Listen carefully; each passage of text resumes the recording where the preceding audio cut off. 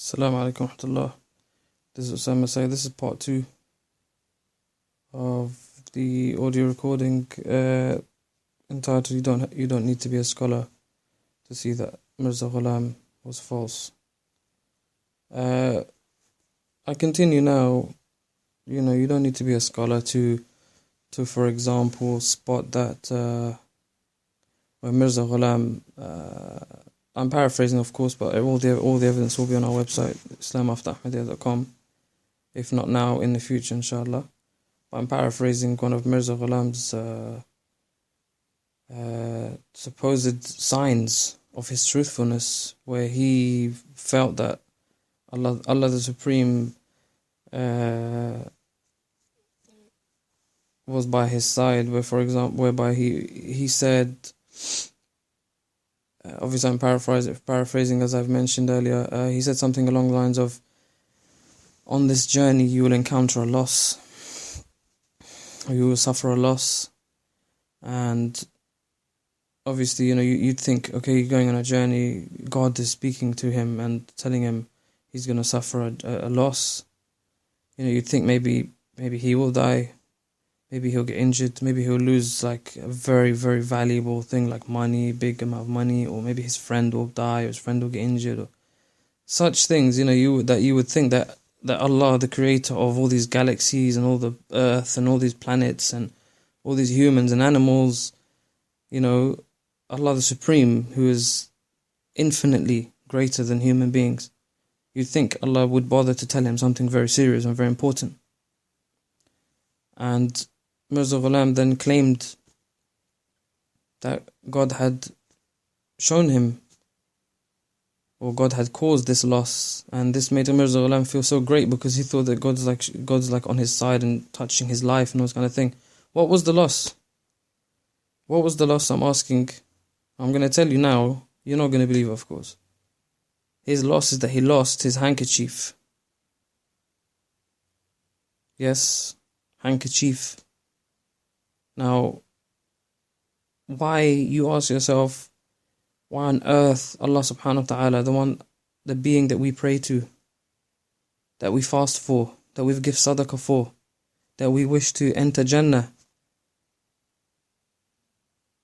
by obeying all of Allah's commandments, why would Allah bother to send Mirza Ghulam such a message? Astaghfirullah, Mirza Ghulam, seriously, I don't know what kind of man this was, what kind of mentality he had. It's completely abnormal. It's not prophet-like, it's not God-like. It's completely abnormal, and my opinion of him is that he's either deluded or he was a straight-up liar.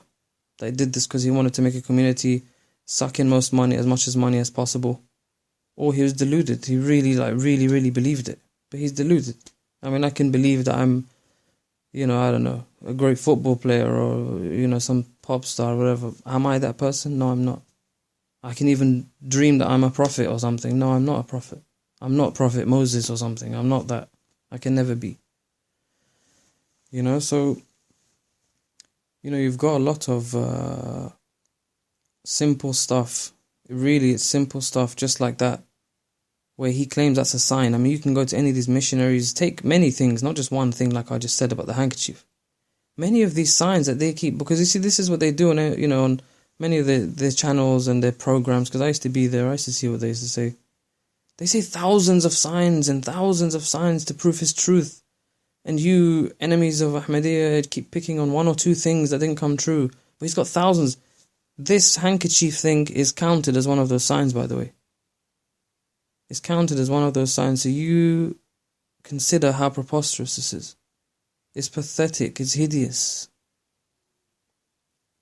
That subhanAllah, Allah the Almighty, Allah who we pray to say, please give shifa to our family, please give shifa to my mother, to my father, my brother, my sister.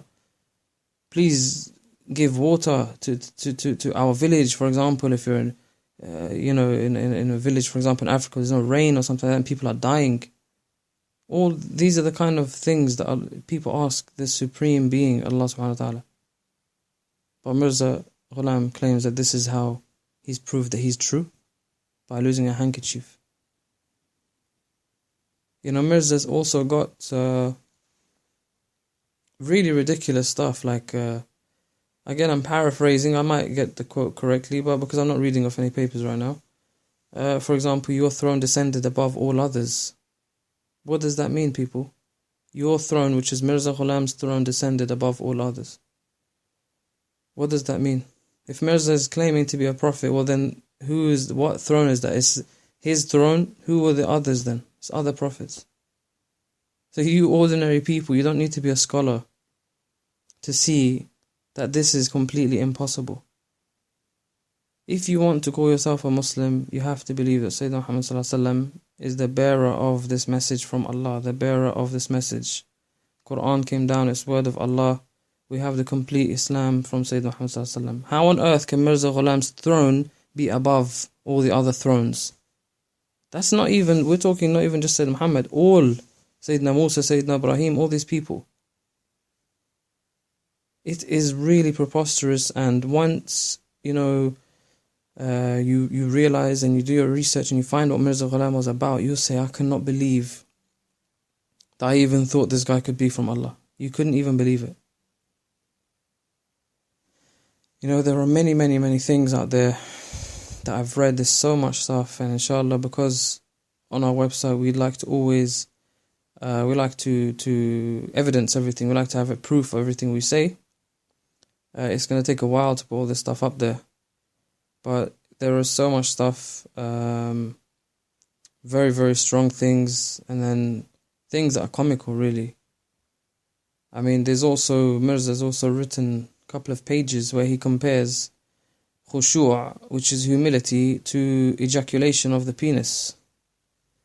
Now, I'm very sorry if any sisters have heard this, what I just said. He has written this, I'm sorry, he's written, if he's a prophet of Allah, there should be no shame if he's written a whole nice detailed thing about it in one of his books.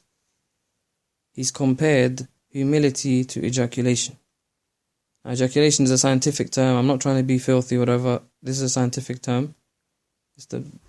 And he's compared humility to that. He draws parallels, for example, when you're in your deepest level of khushu', when you've got tears rolling down your eyes, when you're really feeling close to Allah, it's the same when the sperm trickles out of the penis.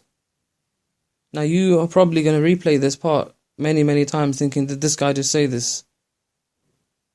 Yes, listeners, I did just say that because Mirza Ghulam has got it written. And that, I think we've already uploaded that on our website. That he compares it, and then he starts talking about how the penis itself touches the female organ, the vagina, the external part of the vagina, and all this kind of thing. If you know Urdu, you read it and you see that, and I guarantee you, if you know Urdu and you fear Allah, you won't even need to read nothing else. You're going to say, I don't believe in this man. I do not believe in Mirza Ghulam. You're going to say that immediately. If you know Urdu, you got someone who knows Urdu, and you trust them that they'll tell you the truth about what they're reading to you, you will leave it immediately. Now you, brothers and sisters, you tell me, when is the most humble, when you've got the most humility, do you think? You're trying to be the most humble. When? It's most likely your answer is going to be when you're praying. So when you're praying deep in that salah, Mirza Ghulam wants you to think about ejaculation. He wants you to think about sperm trickling out of the penis. Can you believe the filth that this man has written? This is what Mirza Ghulam has written. This is the man who's saying to you that my coming is stronger, more fierce and more complete than the earlier coming, which was Sayyidina Muhammad's coming. He thinks that his coming was stronger, more fierce and more complete. So he's therefore brought the message of Islam more strongly, more fiercely and more completely. And this is the kind of thing that he's brought. So that when you're praying, you're doing your salah, you think of this disgusting, vile, filthy, explicit thing. I'll leave you on that note, and inshallah I'll carry on further recordings. Assalamu alaikum wa rahmatullahi wa barakatuh.